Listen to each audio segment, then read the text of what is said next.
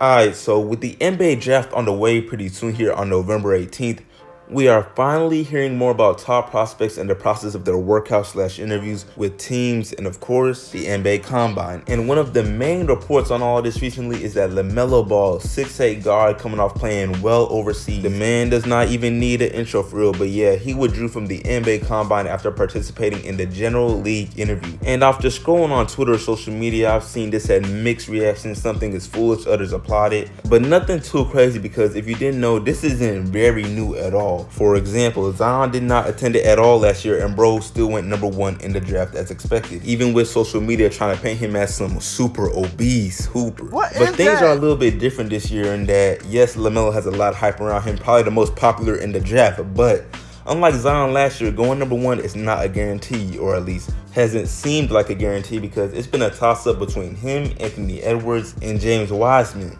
But by skipping the draft combine like Zion, he may have actually secured the spot, and that's why the title refers to him as a genius. And in this video, I will explain why along with the pros and cons of such a move, because it isn't all good, but it's not all bad.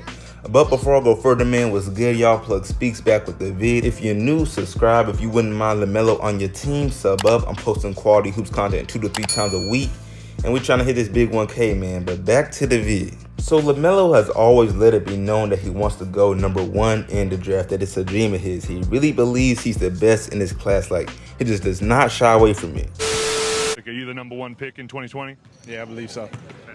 And look, we all have to give this man his credit because besides his play on the court, of course, and performing well overseas, he's been saying all the right stuff to the media, even if it means sort of disregarding his character of a dad. And I mean that with all respect. And I say this because LeVar recently brought up that he does not want the Warriors to draft LaMelo because he would not be given as much opportunity as he'd like, which is a good point whether you like LeVar or not. If the Warriors were to draft LaMelo as a second pick or were to trade up, any scenario in which they got LaMelo Ball, he would not be starting on that team with a healthy Curry and a returning Klay Thompson.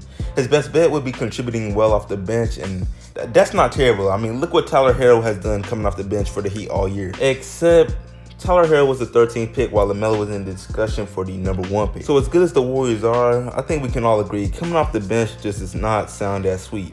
Anyway, though, LaMelo dismissed LeVar saying that he'd be a great fit on any team and that he can adapt well, which is the exact type of answer you should give if you really want to go #1 in a situation where a team with that pick is indecisive on drafting you because they're worried on how you might fit. So he did pass that test.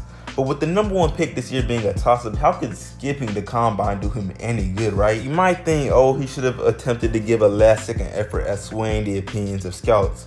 Well, that sounds cool and all, but no. Because you have to realize the draft combined events just consist of things like drills based on position, scrimmages, sprint and agility tests, vertical jump tests, of course, one of the more popular ones, and some other things. But at the end of the day, it is just an eye test. Honestly, the combine benefits lower picks more so than it does higher picks. It really, if you're a top prospect, it serves no purpose for you because people that are not even in the top 3 but are top 10 picks like Cole Anthony and Obi Toppin, they know they are getting drafted. They do not need to attend the combine. While someone who is projected to be a late second rounder may be able to secure a draft spot by performing super good at the combine, but it's highly unlikely that it makes a difference between being a first or second round pick. Y'all can probably see where I'm going with this. LaMelo Ball is a genius because he knows he's in the first pick discussion. Several mock drafts have either him, James Wiseman, or Anthony Edwards going #1. By skipping the combine, he's incapable of really losing any draft stock he's already earned. On top of this, like it or not, skipping the draft combine really shows his confidence in himself. I know it may come off as arrogant to others, but he's literally showing he believes he's done everything in his power to put himself in the #1 position. Because guys, ultimately, these top prospects have more power than you may think. Like, they can really control their own narrative prior to the draft. And if you refuse to believe this, look at Lonzo before he was drafted. LeVar and him wanted to get taken by the Lakers so badly that when even a little bit buzz arose that the 76ers were also interested in Lonzo, word suddenly broke out that he was battling injury. And although he was actually injured, you can tell that they purposely made this public news when they didn't have to, because if it was so serious, he wouldn't even have played those Summer League games and earned Summer League MVP that year. Back to LaMelo though. Now I've gone over the pros of skipping the combine, saying that he probably just secured the #1 spot. But there are a few cons, because LaMelo saying he's a great fit for any team is just a politically correct answer.